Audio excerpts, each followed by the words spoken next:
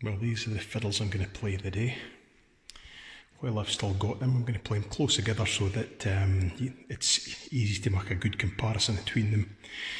This is one of Neil Gow's fiddles. This is the one that's in the care of the Perth Gaelic Society. This is Nathaniel Gow's fiddle, made by Joseph Roddyman in 1777. This is Peter Milne's fiddle, the Tarlin Minstrel. James Scott Skinner's fiddle, one of his fiddles. It says it's a Carlo Bargonzi, but I don't think that is the case. But that is certainly one he played for a while, and it's a very fine instrument. And then finally, that's my ain. So we're going to give them all a test drive here in Migby Kirk. I've taken these historic fiddles up here in Migby Kirk just to play them all close together so that it's quite easy to make a comparison of the different tones.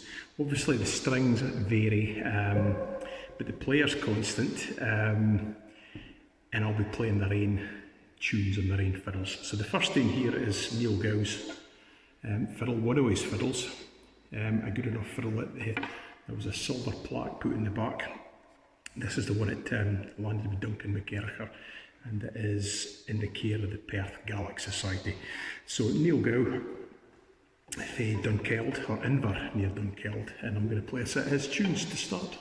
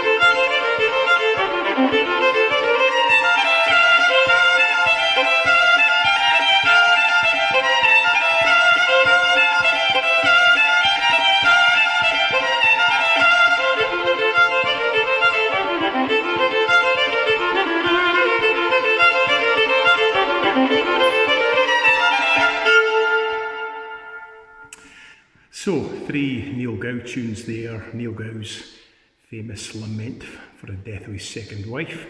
Miss Stuart Grantley, or Grantley, not quite sure how to pronounce it, but anyway. And the last good tune that Gow ever composed, Dunkeld Bridge.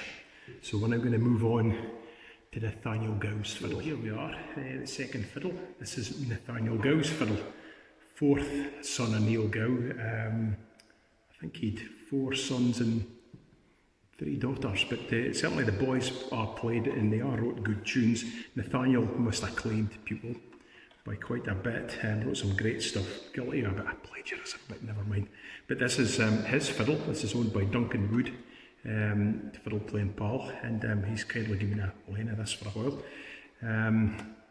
This was made in Aberdeen in 1777 by Joseph Rodian in Aberdeen, and it would be probably have been bought by Nathaniel's father, Neil Gow. So anyway, it's a lovely fiddle, different tone to the Neil Gow fiddle I just played. So 3 tunes by Nathaniel: Miss Hamilton of Pentcaitland, Lady Charlotte Campbell and Loch Earn to finish.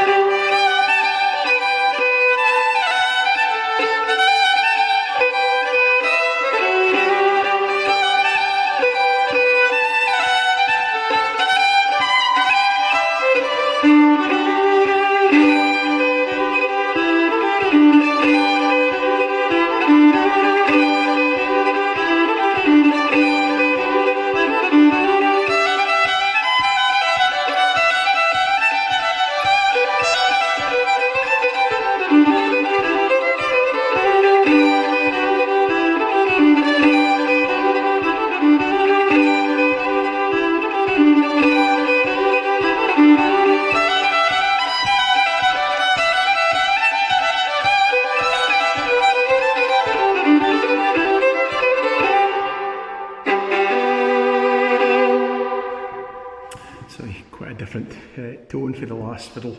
This is actually one of my favourite fiddles, apart from my ain. It's one of my favourite fiddles to play.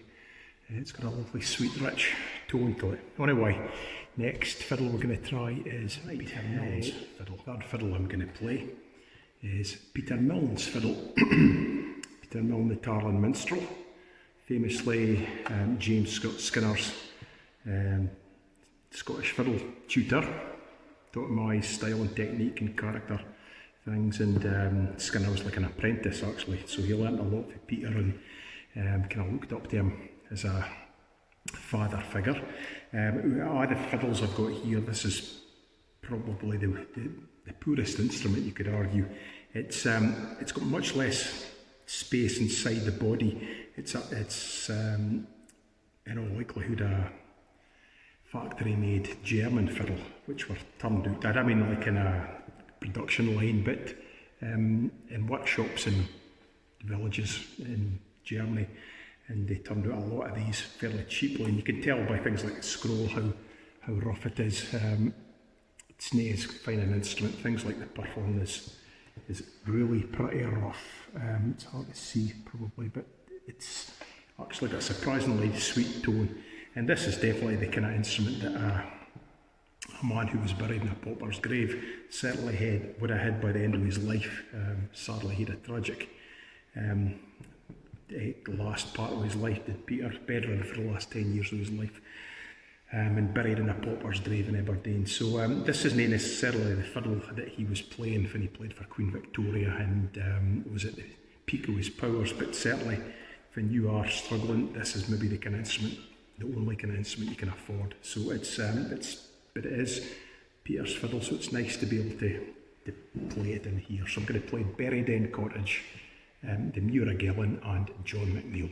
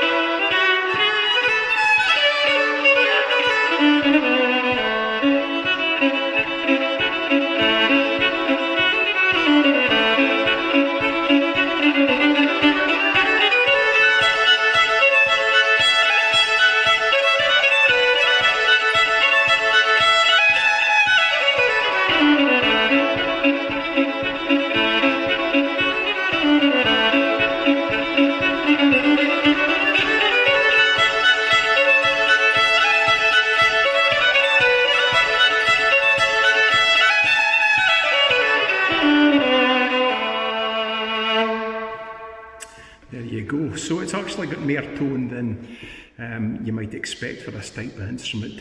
It's quite mellow toned. In here it helps, but it's definitely harder work to play. But I'm very fond of this instrument, which I found in an antique shop in Dinnet. It had been up in auction not that long beforehand, so it's quite nice that the Tarland Minstrel's fiddle has landed back in Tarland. So we're going to move on to something quite different now. This is going to be James Scott Skinner's fiddle. The fourth fiddle I'm going to play is one of James Scott Skinner's fiddles. Now, he probably had a number. There's one in particular that was his great favourite, but this has been a very fine instrument that he's played. Whereas Peter's fiddle's more like a draft horse, this is more like a thoroughbred, or it's more like a Ken Ford Focus compared to an Aston Martin. It's that kind of comparison. This is, the tonal quality is so much more superior. This was a fiddle that Skinner actually swapped with a guy called Tuppenny Willie, and he obviously needed the cash. He swapped this good fiddle for a lesser instrument that came along with a bundle of cash as well. Skinner, in typical style, was kind of hard up again, obviously, but I would have had a hard job parting with this. And although it's unlikely it's a Carlo Bargonzi, which is what it says in the inside, if it was, it would be should have been in a bank vault. It's a copy, but God almighty, I reckon why you wouldn't want to claim ownership of the production of this, because it's one of the best fiddles I've played, certainly, and it's a pleasure to play. The tone that you can get out of it's quite remarkable. Anyway, so here we go, going to play Fyvie Castle, the Miller of Harn, and the Devil in the Dark to finish. So 3 tunes by the Strathspey King himself.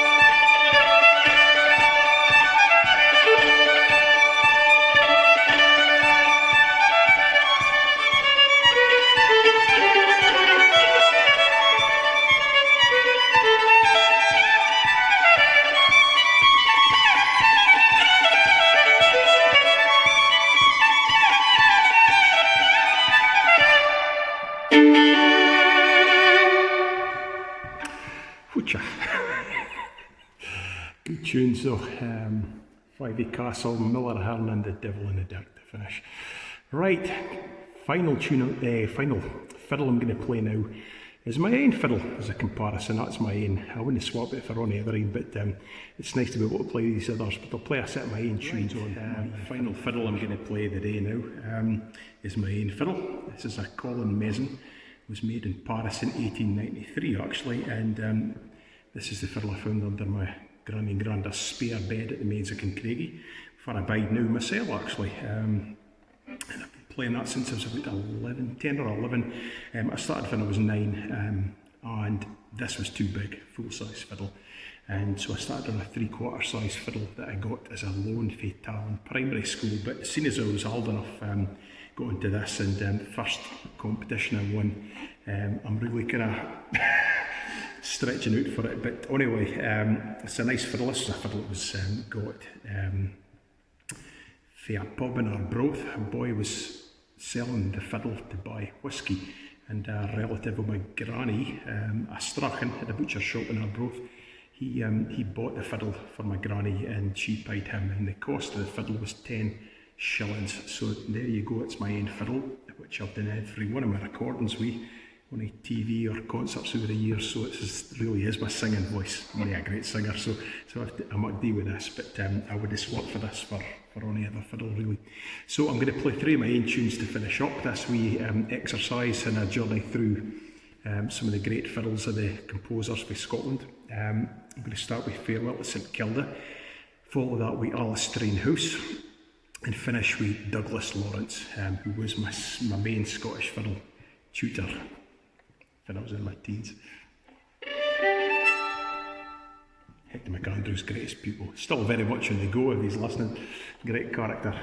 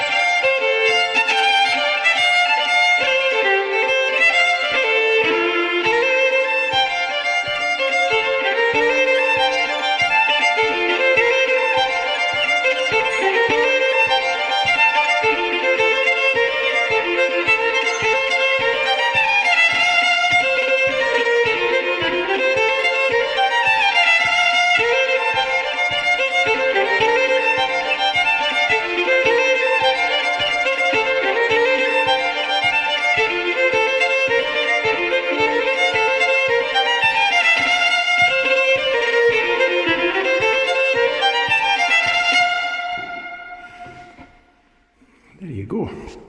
So I hope you've enjoyed this wee journey through the fiddles. We'll catch you later.